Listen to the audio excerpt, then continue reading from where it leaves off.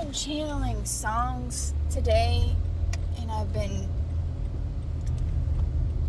being brought the attention to a movie. It's called The Crow with Brandon. I can't think of Brendan.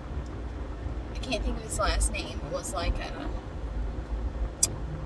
anyway, it's the original Crow. I was channeling that movie earlier today. And I was channeling the song My Boo. I was channeling, what's that? Bullet for My Valentine, Tears Don't Fall. I was channeling the song Heartbeat by Enrique Iglesias and Nicole, whatever her last name is, because I can't pronounce it. What else did I channel? I think that was it. And I was also channeling the thought of a lotus flower and the fact that it represents, I think it's resurrection or rebirth, either one of those. And the movie The Crow is about this man who is in love with this woman. And these bad people end up killing her. And I think what it is that I can't remember the movie exactly, so if I get it wrong, I get it wrong, whatever. But I think what it is that he's a part of this gang, and he gets out of it, and they get pissed, so they go and kill him and kill his wife, and he comes back to life. And there's something to do with the crow. The crow like resurrects him out of the grave, and he's not alive, he's dead, but he's resurrected for the time being to come back and get revenge on these people who did this horrific act and killed him and his wife in this horrific way. And the lotus flower represents rebirth. I'm pretty sure it's rebirth, which I can look it up. But maybe you're at the point where people have really did a number on you. They have done a number on you. You know, I'm taking this metaphorically. So channeling this movie, The Crow, and channeling the lotus flower, maybe you have gone through trials in your life and people have done a number on you emotionally, mentally, to the point where you're like this man who kind of feels lifeless. And his love, what kept him going was this wife of his. Like, she was like his sunshine. And I also channeled that same thing, is that there's a song called Steal My Sunshine, You Steal My Sunshine, and it's like a 90s song. That woman was like his sunshine. It was what gave life to him, what pulled him out of getting involved with these gangs of people who ended up killing him and his wife. That was his hope. That was what helped him become who he was before they ended up killing him. He got out of everything he was involved in that was bad, and that was his source of light. His wife was. And maybe you're at the point where people have done a number on you, and they've taken from you the things that brought you life. Maybe they took your dream and they shattered it. Maybe people left you who were supposed to be there for you. Whether it's relationship or friendships, people betrayed you left and right. They betrayed you. They left you. They put you down. They talked about you. They put you through immense pain and suffering. They took away things that brought you joy, whatever that might be, whether it's something that you love, something creative that you love that they took from you, or they made you reframe it into something negative that no longer brings you joy like it used to. Maybe things have happened to where it changed you as a person. Maybe you lost some people. Maybe they passed away. Maybe people left and you just, there's not a lot of life left in your life. Like there's not a lot of joy left. You just kind of feel like it's this desert, this dry desert. It brings me back to the memory. I just channeled this other thought that in the Bible, God brings, I can't remember who it is, out in the desert, and he says, do you believe that I can bring these dry bones back to life? And he responds and says, Lord, only you know that. So it's like the valley of the dry bones. Maybe your life kind of dried up because who you thought would be there is not. Maybe you lost some people to death, physical death. Maybe opportunities that you thought were going to work out did not. Maybe you've just been through so much that it's hard to find things that bring you joy, that bring a light side to your life. And the lotus flower, I believe, is, I can't look it up right now, but I believe it is a symbol of rebirth. And now that spring is here, it is time for you to have a rebirth. It is time for your life to have a shift.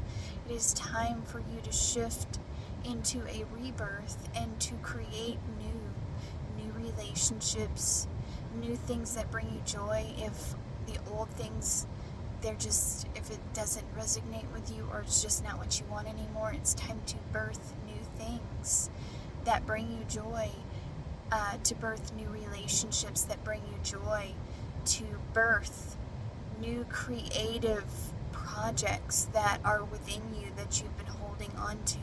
It's time to give birth to things. In the wintertime, things die, but in the springtime, things come back to life.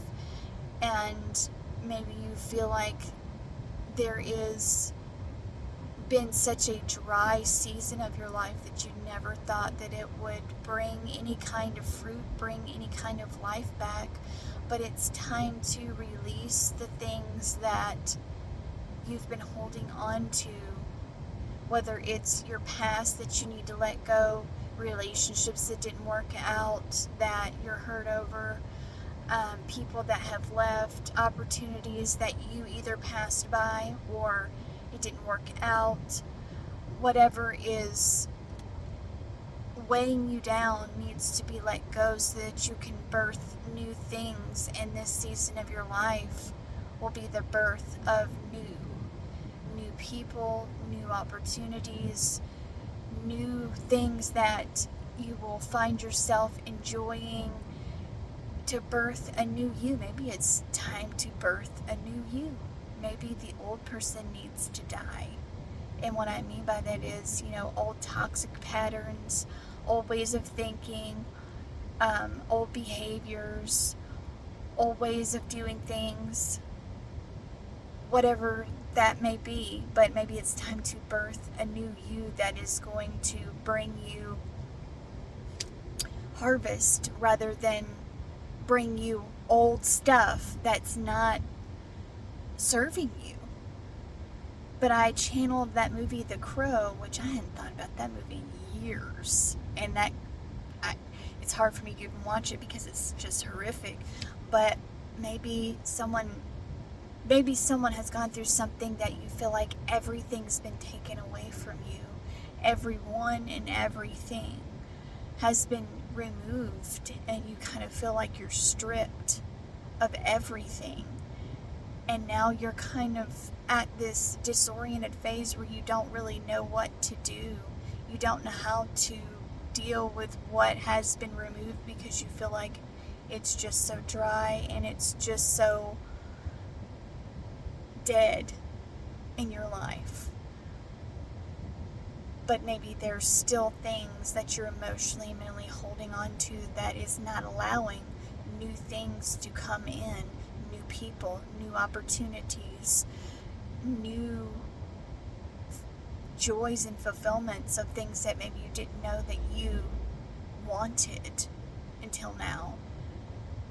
There's new that needs to come in, but in order for the new to come in, the old has to be released, and there's work that has to be done in order to release the emotional pain, the emotional experiences, the memories, because our memories are attached to an emotion, and when you mix the memory and the emotion and it's negative, if it's from the past and you keep playing it, it's like a record that plays the same song over and over again when you're supposed to be playing a new song on that record that's going to bring you fulfillment.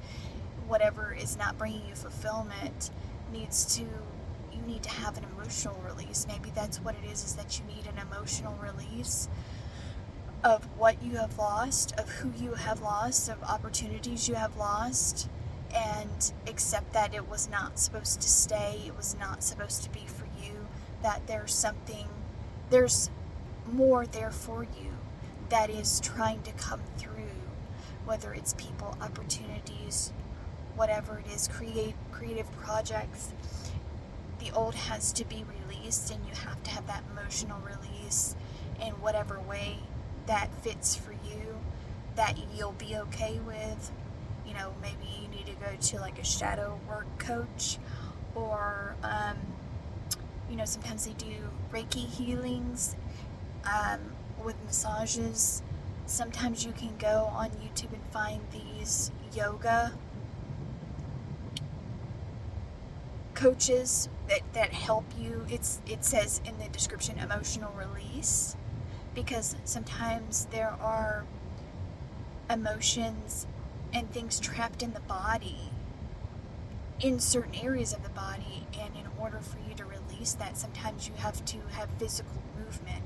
I know whenever I exercise and I'm physically moving, I mentally feel better, and it's been proven in studies that exercise and working out helps your mental, but maybe you need to physically release, have a physical movement with yoga, where like they do a YouTube video and it says emotional release yoga, and it helps you release that emotional side. Some people are not in tune with their emotions and they think it's a bunch of bull, but it's real, and it does help, and it helps you heal yourself.